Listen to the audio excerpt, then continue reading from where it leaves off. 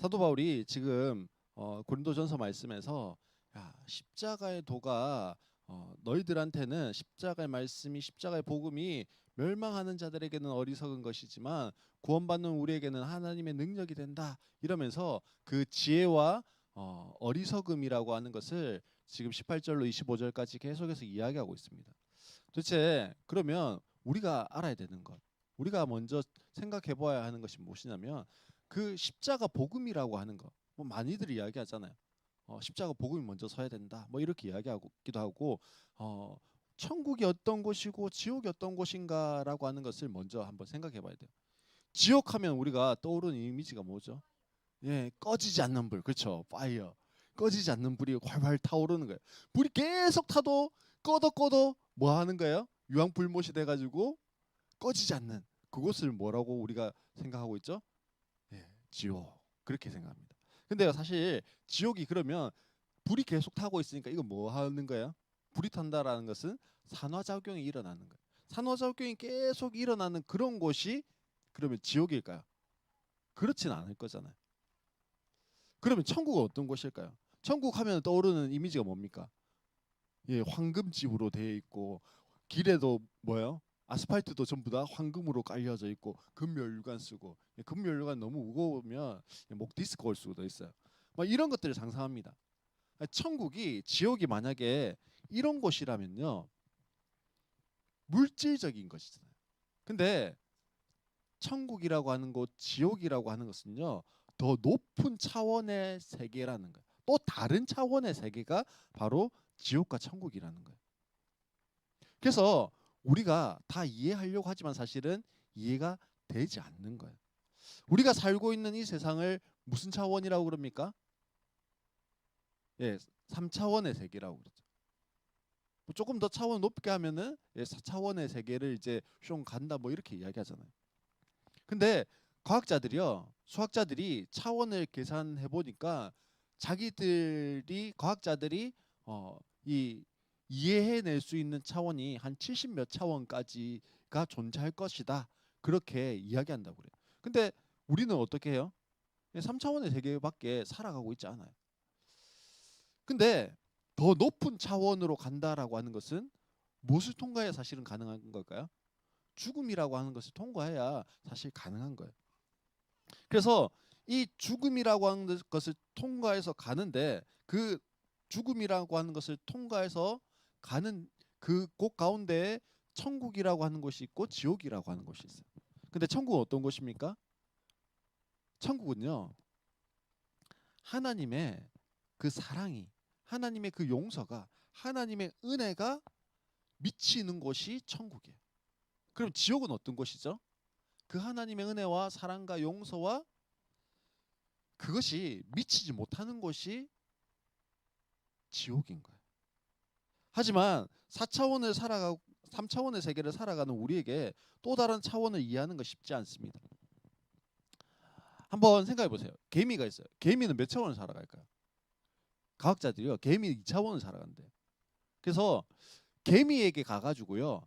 시간에 대한 개념을 막 설명을 해주고 싶어요. 혹은 그 3차원이라고 하는 그 공간에 대한 개념을 막 설명해주고 싶어요. 이해가 될까요? 안 돼요. 만약에 개미에게 가서요. 인간에 대해서 이야기를 막 해줍니다. 이해가 될까요? 안 돼요. 부부간의 그 사랑에 대해서 부부에 대해서 막 이야기를 해줘요. 이해가 될까요? 이해가 안 되는 거예요. 왜요? 개미는요 2차원만을 살아가는 시간의 개념도 없고 공간에 대한 개념도 없는 그런 개미에게 가서 그 높은 차원을 이야기하고 설명해 준다라는 것이요 사실 불가능한 거예요. 우리는 천국과 지옥을 그래서 사실 어떤 개념으로 보냐면 장소적인 개념으로 봐요. 아 천국은 저 하늘에 있는 거, 지옥은 저 어디 하데스에 있으니까 저 땅속 어디 꺼져 있는데 거기에 있는 거. 근데 사실 제가 조금 전에 천국은 어떤 곳, 지옥은 어떤 곳이라고 했습니까? 하나님의 은혜와 사랑과 용서가 미치는 곳, 미치지 않는 곳. 거기에 따라서 천국과 지옥이라고 하는 것이 달라진다고 했어요. 그 말은 천국과 지옥이라고 하는 개념을요 장소적인 개념이 아니라 관계적인 개념으로 이해해야 한다라는 거예요. 하나님이 지배하시는 그곳이 그래서 좋고 따뜻한 그곳이 천국인 것이고요. 그래서 천국은 하나님의 사랑과 용서와 은혜가 지배하는 곳이에요. 하지만 그래서 하나님의 사랑과 용서와 은혜가 마음을 지배하면 어떻게 될까요? 우리 마음이 천국이 되는 거예요. 하나님의 사랑과 용서와 은혜가 가정을 지배하면 가정 천국이 되어지는 겁니다. 하나님의 사랑과 용서와 은혜가 교회를 지배하면 교회가 뭐가 될까요? 교회가 천국이 되는 거예요. 그리고 죽음이라고 하는 관문을 통해서 이게 완성되어집니다. 이곳이 천국이 될 수 있어요. 시작이 될 수 있습니다. 그렇지만 그 완성은 어디에서요? 죽음을 통과해야 그게 완성되어지는 거예요. 이 땅을 살아가고 있는 우리에게는 아직까지 여전히 불완전한 거예요. 사람들이 이야기합니다. 그럼 천국에 가면 어떤 기분일까? 예를 들면 그런 거예요. 우리 다경이는 언제가 가장 행복했어요? 유치원 때. 유치원에 그 언제 가장 행복했을 그 순간을 1억만 배 빵 증가시키는 만큼의 기쁨, 행복을 준다.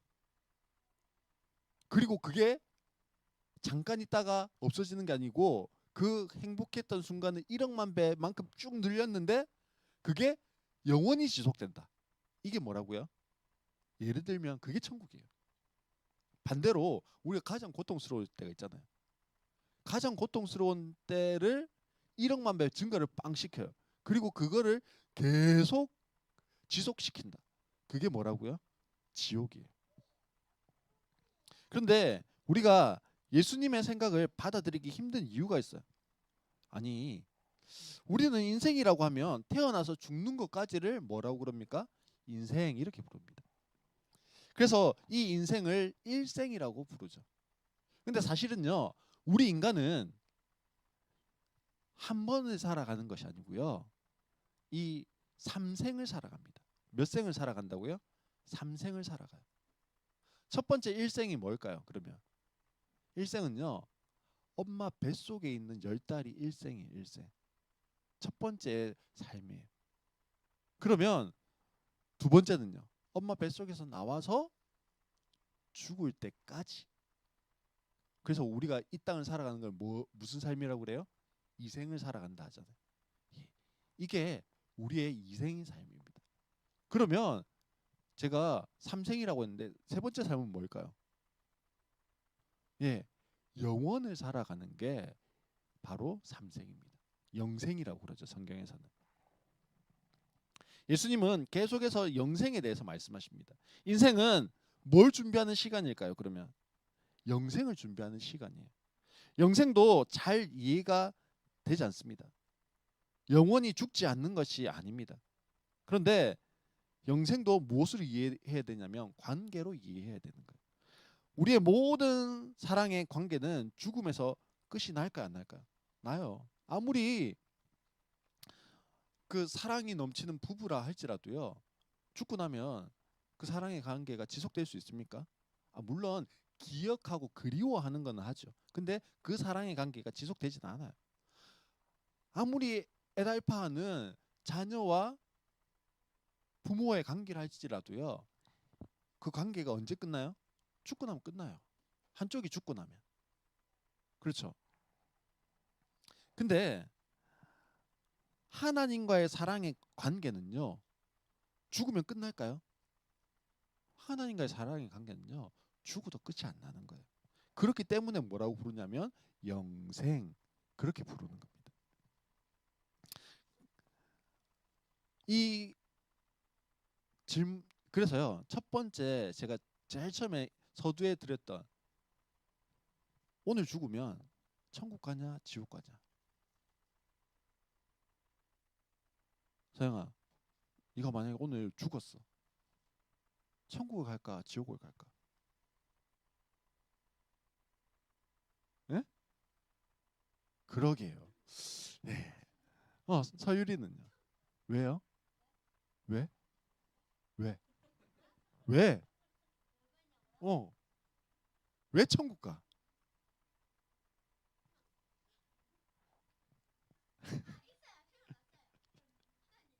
하나님 믿으니까.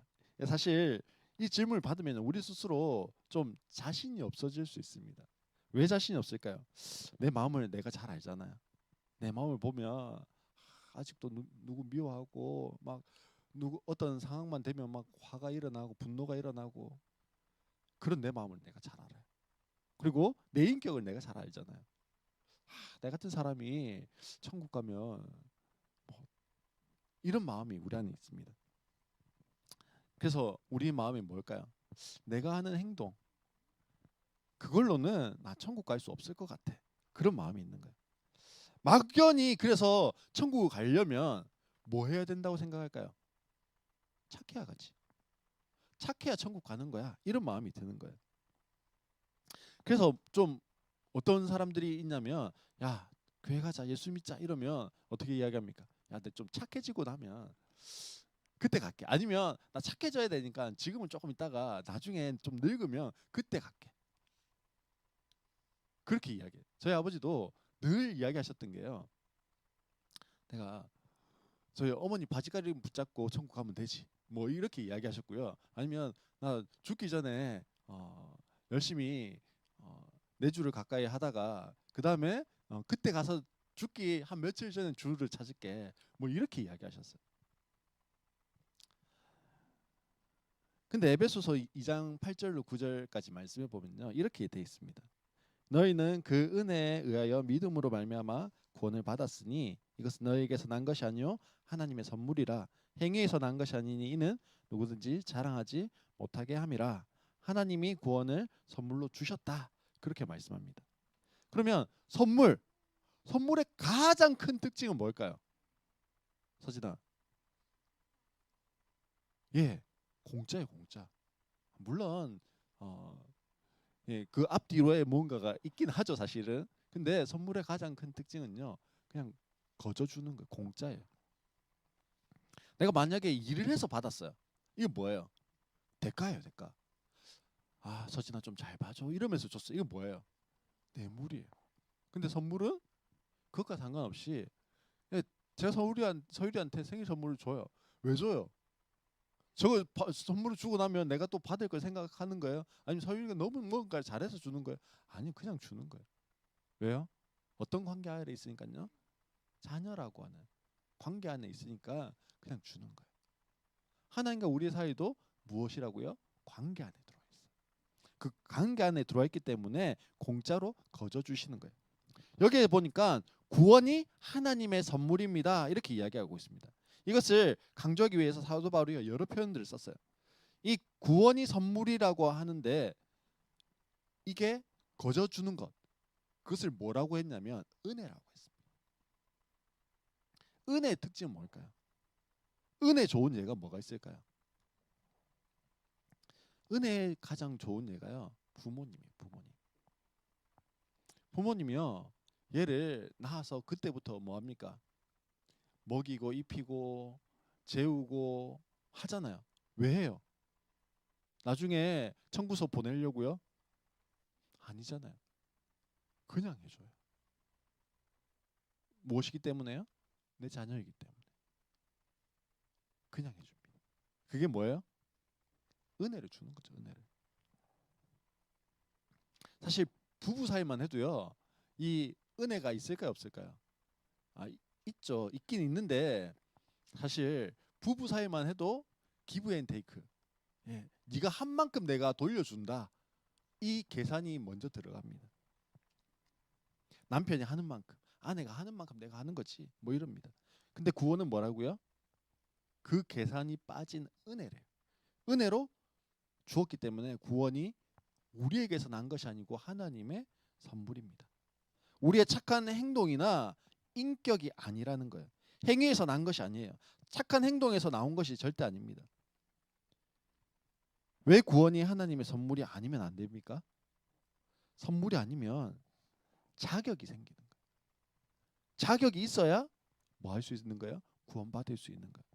구원의 자격이 우리에게 있을까요, 없을까요? 없어요. 그래서 구원이 선물이 아니면 안 되는 거예요. 그런데 천국으로 갈 수 있는 사람이 없는 거예요. 자격을 따지니까. 왜냐하면 우린 전부 다 뭐라고 했냐면 본질상 처음부터 뭐라고요? 죄인이기 때문에 그래요. 사실 내가 죄인이라고 하면 인정이 됩니까? 좀 억울한 사람들이 있어요. 왜요? 저처럼 죄송합니다. 저처럼 착한 사람들, 뭐 이런 사람들은요 억울해요. 내가 법 없이도 살 사람인데 뭐 이러면서 예를 든 겁니다. 꼭 그런 게 아니고요. 예, 그런 눈들로 보시면 죄송합니다. 예, 그런 거예요. 아니 억울한 사람이 있잖아요. 사실 저 사람 보니까 법 없이도 살 사람인데 저 사람처럼만 하면은 하나님 천국 안 보내주면 그 천국은 없다. 뭐 이렇게 이야기하시는 분들 있잖아요. 근데요 사실 우리가 어느 정도 착하게 살아가는 사람들이 있어요. 예수 안 믿는데도 너무 착하신 분들이 있어요. 그분들은 어때요? 억울합니까? 안 억울합니까? 억울해요. 근데 우리가 죄인인가 아닌가를 말할 때 도대체 어떤 법에 근거해서 우리가 죄인이다, 죄인이 아니다 라고 이야기하느냐가 중요하다라는 거예요. 뭐 우리나라도 요즘은 좀 다릅니다만 만약에 어, 조그마한 아이가 있어요. 갓난쟁이 아이가 있어요. 너무 귀여워요. 뭐 그래서 요즘은 성희롱으로 잡혀갑니다만 뭐 어른이 아이의 이렇게 고추를 이렇게 떼간다 뭐 이렇게 표현을 했다. 이러면 우리나라에서 잡혀갑니까 안 잡혀갑니까? 통상적으로는 뭐 잘 안 잡혀가요. 근데 미국에서 만약에 그렇게 했다. 어떻게 될까요? 바로 성희롱으로 잡혀갑니다. 뭐 더 가까이 가보면요. 집에서 부모님이 훈육한다고 매를 들 수 있어요. 그렇죠? 그러면 우리나라에서는 잡혀갈까요? 안 잡혀갈까요? 안 잡혀가요. 근데 미국에서 훈육한다고 매를 들어서 때렸어요. 그럼 어떻게 될까요? 아동학대로 신고당해서 잡혀갑니다. 우리나라에서는 뭔데요? 죄가 아니에요. 근데 다른 나라에 가니까 이게 죄가 되는 거예요. 이게 무슨 법입니까? 나라의 법이에요. 나라의 법. 나라의 법에 따라서 이 사람이 죄인이 될 수도 있고 이 사람이 죄인이 아닐 수도 있는 거예요. 자, 그런데요. 한번 승배 형제에게 질문합니다. 승배 형제, 부모님께 효도를 잘 하고 있습니까? 효자예요? 물었어요. 그러면 승배 형제가 저는 너무너무 잘하는 효자예요. 뭐 이렇게 이야기할 수도 있고요. 아니요. 전 불효자예요. 뭐 이렇게 이야기할 수도 있어요. 여기에서 승배 형제가 효자다 불효자다라고 하는 판단의 기준은 뭐예요? 불효자면은 잡혀갑니까? 안 잡혀가요. 효자면은 어떻게 됩니까? 괜찮아요. 어떤 법이 근거한 거예요? 사실 이 법은 도덕법이에요. 도덕법.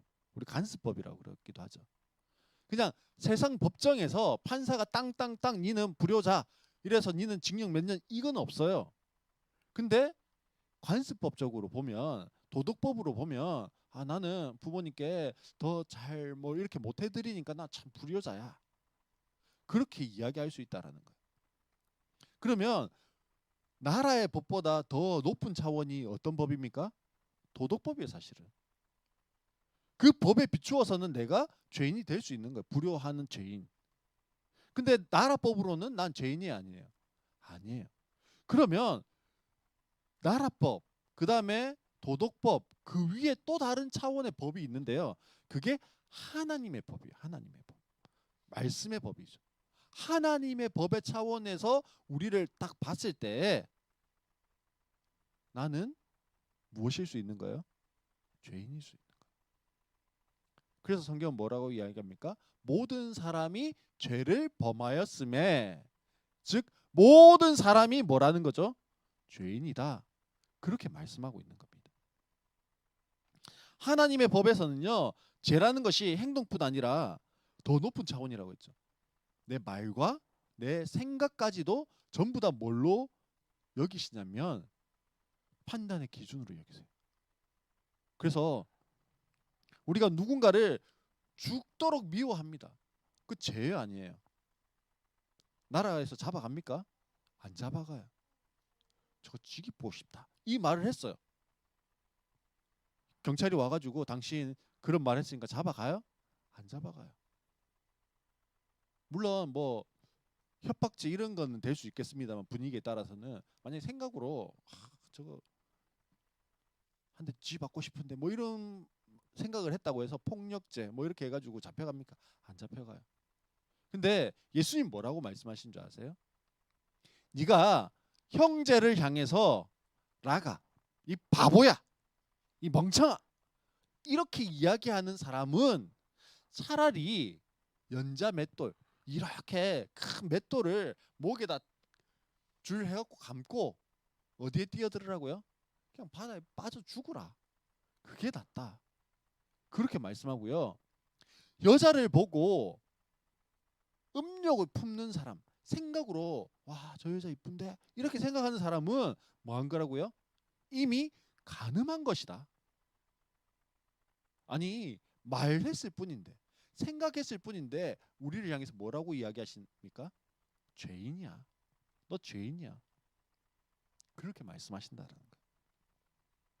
즉 하나님이 생각하는 그 의인의 차원은요, 우리가 생각하는 착한 사람 그 차원을 넘어서는 거예요. 그러니 구원받기 위해서는 하나님이 생각하는 의인이 되어야 되는 거예요.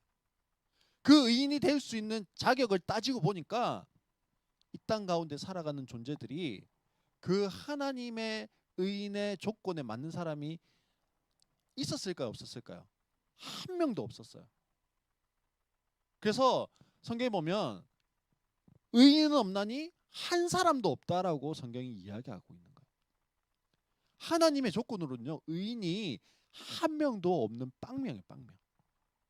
아무도 없어요.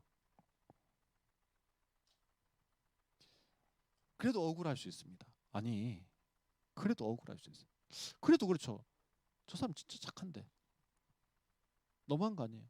만약에 상모 간사님이요, 보기에도 착해 보이지만 너무 착해요. 너무 착해요. 우리는 보통 하루에 몇 번씩 거짓말 하십니까? 근데 상모 간사님 너무 착해갖고 하루에 3번밖에 거짓말을 안 해요. 야, 너무 착하죠. 근데 3번 거짓말 하는데요,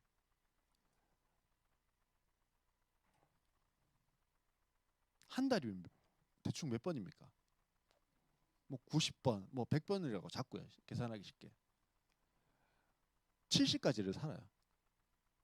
태어나서부터 70까지 살아요. 그러면 몇 번 정도 거짓말을 할까요? 7만 번 정도 해요. 우리가 세상에서는요, 죄를 지었어요. 그러면 이 사람이 전과 몇 범이 됩니까? 1범이 돼요. 2번 죄를 지어서 감옥에 갔어요. 이 사람은 전과 몇 범이 됩니까? 전과 2범이 돼요. 너무 착한 상모 관사님이 그러면 전과로 따지면 몇 범이 되는 거예요? 전과 7만 범 죄인이 되는 거예요. 하나님의 법으로 볼 때는요, 그래서 천국에 가야 됩니다 말할 수 있는 사람이 아무도 없다라는 거예요. 근데 많은 사람들은요, 커트라인이 있다라고 생각합니다. 그곳은 거룩하신 하나님, 완전하신 하나님이 계신 곳이에요. 그래서 완전해야 갈 수 있어 사실은.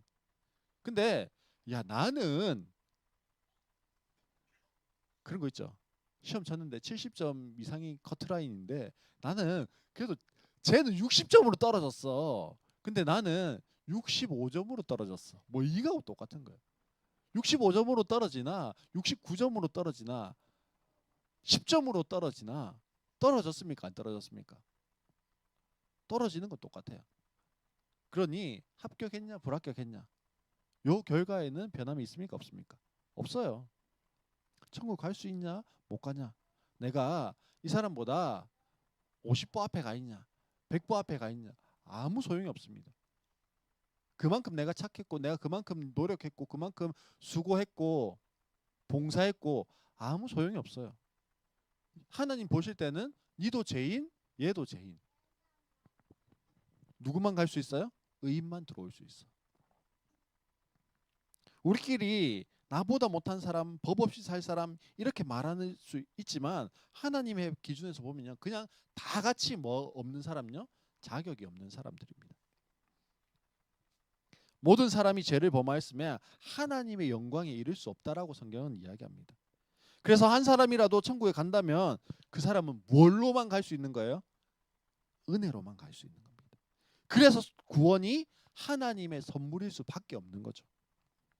그런데 은혜로 구원받아야 돼요. 근데 하나님에게 딜레마가 있습니다.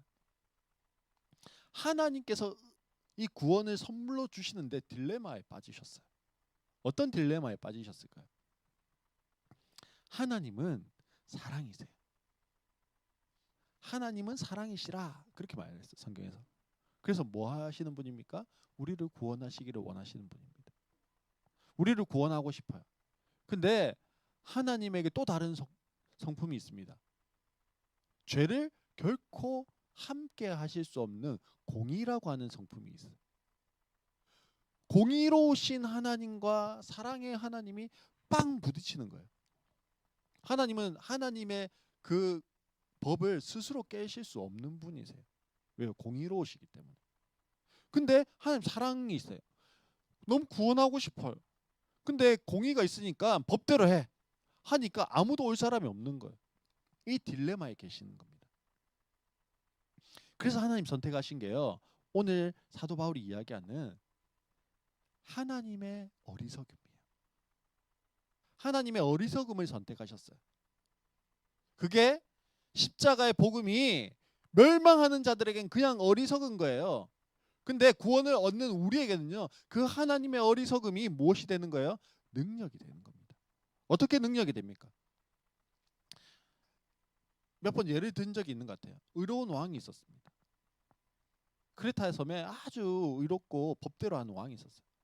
이 왕이 무언가 법령을 내렸는데 이 법을 어기면 지위 고하를 막론하고 채찍형으로 내가 다스리겠다 이랬습니다. 근데 이 법을 어긴 1호 죄인이 생긴 거예요. 그게 누구였냐면 이 왕의 어머니였어요. 근데 이 왕이요, 너무 효심이 지극한 거예요. 그래서 딜레마에 빠진 거예요. 그리고 국민들 사이에도요, 웅성웅성 편이 나누었어요. 어떻게 나누었을까요? 우리 왕은 공의로운 왕이니까 어머니라 할지라도 분명히 형벌을 내려서 그 공의를 세울 거야. 또 반대편에서는요, 아니야, 우리 왕은 사랑이 너무 많으신 왕이야. 어머니를 너무 사랑하셔. 그러니까 어머니를 어떻게 벌 줄 수 있어. 그래서 재판이 시작되었는데 왕이 이렇게 이야기합니다. 저 죄인에게 채찍 30대를 쳐라. 그래서 한쪽에서는요, 와, 역시 우리 왕, 공의로우신 우리 왕이 맞아. 그렇게 했어요. 근데 한쪽에서 웅성웅성거립니다. 어떤 편요? 사랑을 이야기하는. 우리 왕이 사랑에 많으신 왕인데 어떻게 저럴 수 있어? 왕이요, 형을 집행해라. 이렇게 하고는 갑자기 자리에서 막 일어납니다. 그리고 왕관을 그 옆에다 의자에다 놔둬요. 왕의 가운도 벗습니다. 그리고 기둥에 묶여져 있는 어머니를 꼭 안습니다. 그리고 이야기합니다. 형을 집행하라. 이 왕이 무엇과 무엇을 다 세운 거예요? 공의롭게 그 형벌을 다 집행하도록 했습니다. 그리고 그 어머니를 사랑하는 마음으로 누가 대신요? 왕이지만 왕이 직접 그 형벌을 감당함으로 어머니를 향한 사랑도 이루었어요. 하나님의 어리석음이 바로 그겁니다. 십자가 복음이라고 하는 게 바로 그거예요. 하나님 공의로우신 분이셔서 우리를 향해서요, 그 공의를 다 쏟아내셔야 되는 분이에요. 그런데 우리를 사랑하세요. 도저히 그 공의를 쏟아낼 수 없는 거예요. 그래서 하나님 그분께서 이 땅에 직접 내려오셔서 마치 그 왕과 같이 자기의 몸으로 그 모든 형벌을 다 감당해내신 겁니다. 그게 뭐예요? 십자가 복음이에요. 근데 그 예수님이요, 그냥 우리는 원래 죄인이고 그 행위에 대해서 생각으로 말로 더 죄를 더해가는데, 그래서 천벌 받아야 되는데 그걸 대신 지시는데 어느 날 갑자기 그냥 뚝 와가지고 내가 다 짓게 이러면서 지신 게 아니라는 거예요. 구약에서부터 계속해서 내가 가서 그 너희들 구원해 줄게 계속해서 이야기하시고 신약에 오셔서 예수님이 오셨다는 거예요. 구약에 보면 예수님이 오시기 700년 전에요, 이사야가 예언을 합니다. 이사야서 53장 6절에 보면 우리는 다 양 같아서 각기 제 길로 갔거늘, 그렇게 이야기합니다. 우린 다 양이래. 그래서 지 마음대로 돌아다녀. 예수님께서 이 땅에 오셔서 우리가 받을 천벌을 대신 받으시기 위해서요 오셨습니다. 어머니의 죄를 대신 받으신 그 왕의 모습으로. 그리고 예수님께서 다 받으신 이후에 이렇게 십자가에서 말씀하십니다. 다 이루었다. 다 이루었단 말이요, 헬라어로 테텔레스타이라고 하는 거예요. 예수님이요 테텔레스타이 이렇게 말씀하셨어요.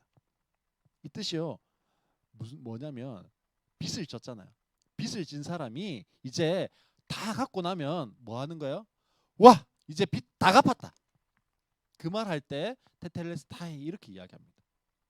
즉 예수님께서요 다 이루었다 이 말이 내가 이제 너의 죄의 빚을 모두 다 뭐 했다라는 거예요? 다 갚았다라는 거예요. 다 속죄했다라는 거예요. 우리 죄값을 갚기 위해서 세상에 오시고 천국을 주시기 위해서 십자가에 죽으셨습니다. 그리고 부활하셨어요. 그래서 이제 하나님의 의가 만족되어진 겁니다. 이제는 하나님의 사랑이 만족되어질 차례예요. 이제는 누구든지 구원받을 수 있는 길이 열렸습니다. 근데 사단은 잠수합니다. 저희가 천국 다 가려고 해요. 그러면 사단이 이야기하는 거예요. 하나님, 이 사람은 천국 올 수가 없어요. 상모 간사님이 7만 번 죄인, 쟤는 70만 번 죄인이에요. 저런 애가 어떻게 천국 와요? 천벌 받아야 돼요. 지옥 가야 돼요. 그때 예수님이 옆에서 말씀하시는 거예요. 뭐라고 말씀하실까요? 내가 그 천벌 다 대신했다. 그러니 이 사람은 어디 가야 돼? 천국 가야 돼. 구원을 선물로 받을 수 있는 길이 생긴 거예요. 믿음으로 받는 겁니다. 요즘 믿음이라는 말이 오염돼 있어요. 그래서 구원 얻는 믿음이 아닌 것부터 설명해야 합니다. 믿음이라고 하는 건요 마치 열쇠 같은 거. 열쇠. 여기에 열쇠가 100개 있어요. 열쇠가 100개 있어요. 100개 있는데 그 100개의 열쇠 가운데 우리 집 열쇠 1개 있어요. 내가 100개의 열쇠가 있으면 그 열쇠 다 쓸 수 있습니까? 아니에요. 우리 집 열 수 있는 열쇠 1개만 우리 집을 열 수 있는 키가 되는 거예요. 나머지는 전부 다 있어도 뭐예요? 그냥 쇠덩이에 불과한 거예요.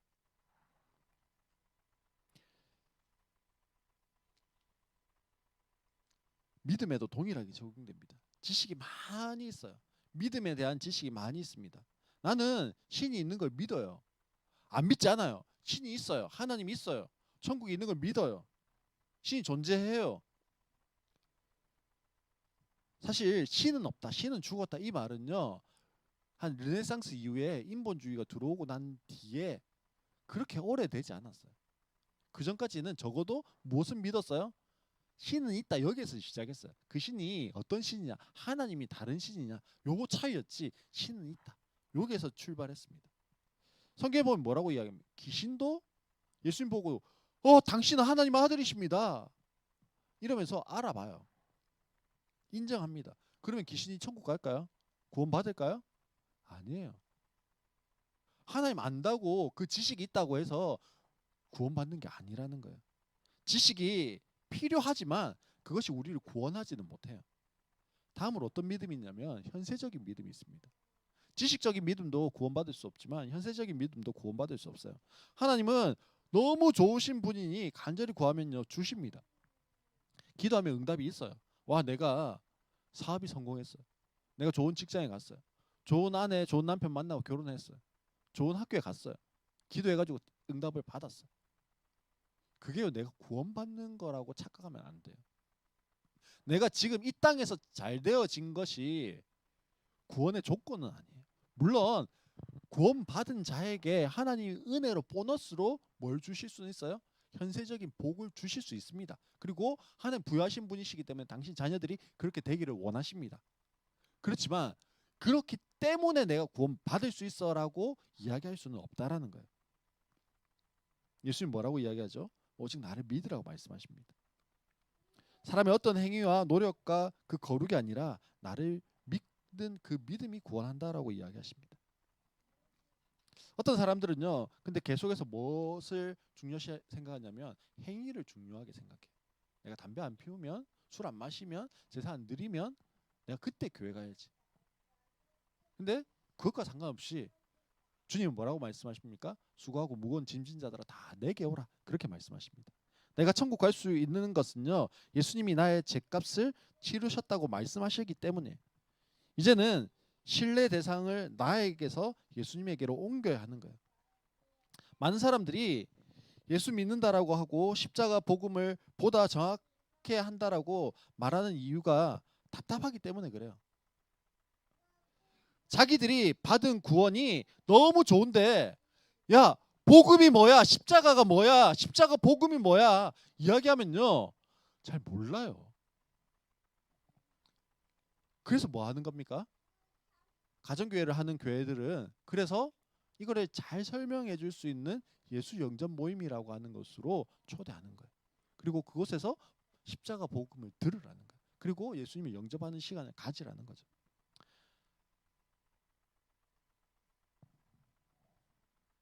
이제 그러면 우리가 어떻게 하면 될까요? 우리의 신뢰의 대상을 옮기는 겁니다. 나의 신뢰의 대상으로 삼으면 힘들게 될 수 있습니다. 나를 신뢰의 대상으로 삼을 수 없어요. 이제는 예수님에게로 올려야 되는 거예요. 예수를 영접하는 것이 그럼 뭘까요? 첫 번째는 내가 예수님 십자가 복음 받아들인다는 것이 내 신뢰 대상을 옮기는 것이고요. 두 번째는 예수님을 영접하는 거예요. 요한복음 1장 12절에 보면 영접하는 자 곧 그 이름을 믿는 자들에게는 하나님의 자녀가 되는 권세를 주셨다 이렇게 했습니다. 천국은 착하게 살면 갈 수 있는 곳이 아닙니다. 천국은 하나님의 자녀된 특권을 가진 자가 갈 수 있는 곳이 천국이에요. 아이들이 놀이터에서 막 놀고 있습니다. 놀다가 이제 집에 갈 시간이 되었습니다. 그럼 어디로 갈까요? 자기 집으로 가겠죠.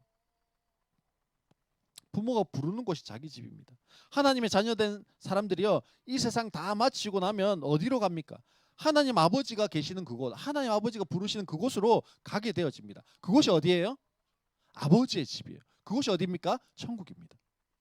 그런데 이런 특권을 누구에게 주신 것입니까? 곧 그 이름을 믿는 자들에게 주신 거예요. 하나님의 자녀의 특권을 주셨습니다. 여기에서 곧이라고 하는 것은요, 두 가지 의미가 있습니다. 첫 번째는 지금 이런 뜻이 있고요. 또 하나는 그러니까, 그래서 이런 뜻이 있습니다. 곧 그 이름을 믿는다라고 하는 것은요, 두 번째 의미입니다. 그러니까 그 이름을 믿는 자들에게는 이런 뜻을 가지고 있습니다. 여기에서 그 이름을 믿는다고 했는데 그 이름은 누구의 이름입니까? 예수님 이름이에요. 예수님의 이름을 믿는 자들에게는 구원을 주시고 하나님 자녀가 되는 특권을 주시는 거예요. 예수를 믿는 것과 예수를 영접한다라는 것은 그래서 같은 말이에요. 여기에서 영접한다라고 하는 것은요, 맞이하는 거예요. 모셔드리는 거예요. 영접하는 게 뭐라고요? 맞이하고 모셔드리는 것. 그러면 영접한다의 반대말은 뭐예요? 맞이하고 모셔드리는 거의 반대말은 거부하고 배척하는 거예요. 예수님을 영접하면 하나님의 자녀가 되는 권세를 주시지만 예수님을 영접하지 않고 거부하고 배척하면 할 수 없는 거예요. 여기서 할 수 없다는 말이 뭘까요? 천국으로 자격으로 천국 가는 사람은 없어요. 할 수 없다는 것은요, 사람들이 사실 그냥 가만히 놔두면 천국 갈 거예요. 내가 착한 행실, 착한 노력, 뭐 착한 성품으로 천국 가는데 예수라고 하는 깡패가 나 중간에 딱 서가지고 야, 니 내 믿으면 천국 가고 안 믿으면 지옥 간다. 이러면서 예수님이 중간에서 자기 믿으라 강요해서 천국 보내고 안 믿는다 하는 사람들은 지옥 보내고 이게 아니라는 거예요. 사실은 할 수 없단 말이에요. 예수님을 영접하지 않고 거부하고 배척하면 이 사람 자연스럽게 어디로 가는 사람이에요? 그냥 지옥 갈 사람이에요. 그 할 수 없단 말이 그냥 내버려 두면 지옥 간다라는 거죠. 그런 사람이 예수님을 만나고 복음을 듣고 그래서 뭐 하면요? 영접하면 천국 가게 되어진다라는 말입니다.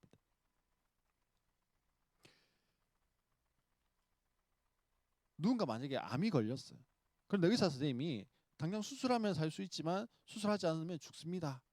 이 말은 수술하지 말고 죽으라는 말입니까? 아니에요. 가만두면 좋습니까? 아니에요. 수술 받고 살아나라는 거예요. 지금 의사의 말은요. 수술 받고 당신이 살 수 있는데 그냥 그걸 포기하지 마세요. 이 말이에요. 예수 믿으면 천국 가고 예수 믿지 않으면 지옥 가는 것도 마찬가지예요. 가만히 두면 모두 지옥 가는 거예요. 근데 그렇지 않도록 하라는 거예요. 영접하면 하나님의 자녀가 되는 권세를 주시지만 영접하지 않으면 배척하고 거부하면 할 수 없는 거예요. 그냥 죽음의 길로 사망의 길로 멸망의 길로 가는 거예요. 그러면 예수님 어떻게 영접할 수 있습니까? 어떻게 모셔드리고 받아들일 수 있죠? 기도로 영접하는 거예요. 기도로. 쉽습니까? 어렵습니까? 쉬워요. 쉬워서 못 믿어요. 쉬워서 안 하려고 해요. 요한계시록 3장 20절 말씀을 보면 볼지어다 내가 문 밖에 서서 두드리노니 누구든지 내 음성을 듣고 문을 열면 내가 그에게로 들어가 그로 더불어 먹고 그는 나로 더불어 먹으리라 이렇게 말씀합니다. 예수님이 문 밖에 서가지고요 똑똑똑 두드리고 계신대요. 우리 집에 누가 와서 초인종을 눌러요. 아니면 문을 두드려요. 그러면 뭐라고 이야기합니까? 누구세요? 혹은 뭐 인터폰으로 보면 아빠 왔네. 아니면 뭐 누구 고모 왔네 이러면서 가서 뭐 합니까? 문을 열어주고 어떻게 해요? 맞아 드리잖아요. 그게 영접이에요. 예수님 뭐 하라고 하신다고요? 문을 두드리면서 나 왔는데 문 열어줄래? 그렇게 말씀하신다라는 거예요. 우리가 할 건 뭐예요? 문을 열면 예수님이 우리 집에 와가지고 내 마음의 집에 와가지고 뭐 하시고요? 나와 더불어 먹고 함께 하신다라는 거예요. 사실 먹고 같이 마시고 같이 누리는 게 뭐예요? 가족이에요. 예수님이 나의 가족이 되는 거예요. 나와 같이 생활하십니다. 너의 문제와 나의 문제가 같이 되어지는 겁니다. 예수님을 영접한다면 뭔가 엄청난 절차가 있어야 된다고 생각할 수 있습니다. 그렇지 않아요. 뭐 하면 됩니까? 예수님 들어오세요. 예수님 내 마음에 들어오세요. 우리 가정 가운데 들어오세요. 예수님 들어오세요. 맞아드리면 되는 거예요. 예수님을 영접할 때 두 가지를 영접하는 거예요. 첫 번째는요. 예수를 구원자로 구세주로 영접하는 겁니다. 예수님이 나의 구원자예요. 예수님이 나를 구원해 주세요. 이렇게 하면서 맞아들이는 거예요. 두 번째는요. 예수님을 주님으로 영접하는 거예요. 예수님 이때까지는 내 마음, 내 의를 따라서 내 생각을 따라서 살아갔는데 이제부터는요. 누구를 따라서 살게요? 예수님이 내 마음의 왕자의 주인이 되어 주셔서 주인이 원하시는 대로 주인이 말씀하시는 대로 내가 그렇게 살아갈게. 그렇게 고백하는 거예요. 그런데 예수님을 주님으로 모실 때 우리 안에 평강이 찾아옵니다. 내 인생을 책임지는 게 내가 아니라 예수님이 책임질 때 평강이 찾아오는 거예요. 그래서 예수님을 영접하는 기도를 할 때요. 이렇게 기도하는 거예요. 구원을 선물로 주시니 감사합니다. 저는 죄인입니다. 해서는 안 될 일들을 많이 한 죄인입니다. 할 바를 하지 못하고 살았던 죄인입니다. 그러나 예수님께서 내 죄를 위해서 돌아가신 것을 내가 믿습니다. 나 대신 천벌을 받으신 것을 믿습니다. 예수님, 내 마음의 문을 엽니다. 내 마음속에 들어오셔서 나의 죄를 용서해 주시고 내 인생의 주인이 되어 주십시오. 저를 예수님이 원하시는 사람으로 만들어 주시고 예수님이 원하시는 삶을 살아갈 수 있도록 인도하여 주십시오. 예수님 다시 한 번 더 영접합니다. 예수님 환영합니다. 이렇게 기도를 하면요, 무슨 일이 생길까요? 이 기도를 하면, 이 기도를 전심으로 진심으로 하면요, 성령이 임하시는 거예요. 그러면 우리의 삶에 초자연적인 역사가 일어납니다. 사랑에 대한 부담감이 생깁니다. 항상 피해자라고만 생각했는데 혹시 내가 잘못한 것이 있지 않을까 생각하고 용서할 수 없었던 것들을 용서하게 되어집니다. 이전에는 죄라고 생각 안 했던 것들이 죄라고 여겨지고 올바로 살아가고 싶은 막 욕구가 생깁니다. 또 기도하면 응답이 생깁니다. 기도하면 치유가 일어납니다. 설교 말씀을 알아듣게 되기 시작합니다. 성경이 이해되어지고 믿어지기 시작합니다. 이 전부가 뭐라고요? 성령이 임하셨기 때문에 그래요. 그런데 성령이 임하셨는지 아닌지 어떻게 알 수 있어요? 이 기도했다고 성령이 임하는지 안 임하는지 어떻게 알 수 있어요? 간단합니다. 성경이 그렇다고 말하기 때문에 그래요. 하나님과 우리의 관계는 계약의 관계예요. 하나님과 맺은 계약이라고 하는 언약이 있습니다. 구약과 신약이 바로 이 계약의 내용들이에요. 믿지 않는 사람들이 일일이 다 귀신 눈치 보고 전전긍긍합니다. 그런데 하나님과의 관계는 언약의 관계예요. 한국 사람들 어떨까요? 직장의 퇴근 시간이 뭐 6시입니다. 그런데 퇴근 시간이 되어도 상사가 먼저 부장님 먼저 퇴근합시다 이 말 안 하면 뭐 합니까? 눈치 잘 보고 있죠. 왜요? 아직 직장 상사가 퇴근 안 했으니까. 근데 미국이 어떨까요? 네, 59분이 되고 땡 6시가 됐습니다. 어떻게 할까요? 바이 이러면서 갑니다. 왜요? 계약서에 그렇게 써여져 있으니까 6시까지 이 근무하고 6시 이후는 퇴근이라고 계약서에 그렇게 쓰여져 있으니까. 예, 물론 요즘에 보니까 조금 달라졌어요. 뭐 광고에서도 예, 뭐 조금 예, 시간 되면은 땡 하고 가는 뭐 이런 광고를 하긴 하던데요. 성경의 계약서는 그러면 뭘까요? 성경의 계약서는요. 요한복음 1장 12절 말씀입니다. 영접하는 자, 곧 그 이름을 믿는 자들에게는 하나님의 자녀가 되는 권세를 주셨으니. 이게 계약서예요. 계약서에 그렇게 돼 있습니다. 그래서 예수님을 영접하는 것은요. 내가 사실 할 수 있는 거 아니에요. 그럼에도 불구하고 내가 할 수 있는 게 있어요. 뭘 내가 할 수 있을까요? 말하는 거. 맞아들이는 거. 물론 이것조차도요. 사실은 성령이 맞아들일 수 있도록 내 마음에 훅 들어오셔야 돼요. 그러나 최종적으로는요. 성령이 내 마음에 들어오셨어도 최종적으로 내 의지를 들여서 내 입술로 고백하게 하는 것은요. 내가 해야 되는 거예요. 그렇게 하는 것이 뭐 하는 거예요? 요한계시록 3장 20절에 나오는 문 밖에 서서 두드리는 그 예수님에게 내 마음의 문을 열어드리는 거예요. 그건 내가 할 일이에요. 예수님을 영접하기를 원합니다. 우리 성도님들이 그렇게 예수님을 영접할 수 있었으면 좋겠어요. 아니 물론 영접하시는 분도 있습니다. 하나님 자녀가 된 것을 명확히 하시는 분도 있어요. 근데 이 십자가 복음이라고 하는 것이 우리 안에 좀 더 선명했으면 좋겠습니다. 주님 우리에게 구원의 선물로 주시는 분이십니다. 우리가 여전히 죄인이었어요. 근데 예수님께서 우리를 위해서 십자가에 못 박혀 돌아가셨습니다. 그리고 내 마음의 문을 여십니다. 그리고 나의 주인이 되어 주십니다. 우리가 그 주님을 영접하고 그 주님을 환영할 때 우리에게 하나님의 자녀가 되어지는 은혜를 주셨어요. 내 인생의 주인이 되어 주십니다. 그 주님이 나를 구원해 주시는 구원자가 되십니다. 사랑하는 성도 여러분, 마지막으로 요한일서 5장 13절에 보면 내가 하나님의 아들의 이름을 믿는 너희에게 이것을 쓴 것은 너희로 하여금 너희에게 영생이 있음을 알게 하려 함이라. 하나님의 아들의 이름을 믿는 우리는요. 예수 그리스도를 영접하고 받아들인 우리는요. 무엇이 있는 자가 되었다고요? 영생이 있는 자들이요. 우리 성도 여러분, 내가 오늘 죽어요. 오늘 죽으면 천국 갈까요? 지옥 갈까요? 어디 가죠? 천국 가요. 하나님이 나를 향해서 야, 너 왜 천국 보내줘야 돼? 물으면 아까 서유리가 이야기한 것처럼 그냥요. 그렇게 우리가 말할 수 있습니까? 왜 천국 가야 되죠? 왜 천국 갈 수 있어요?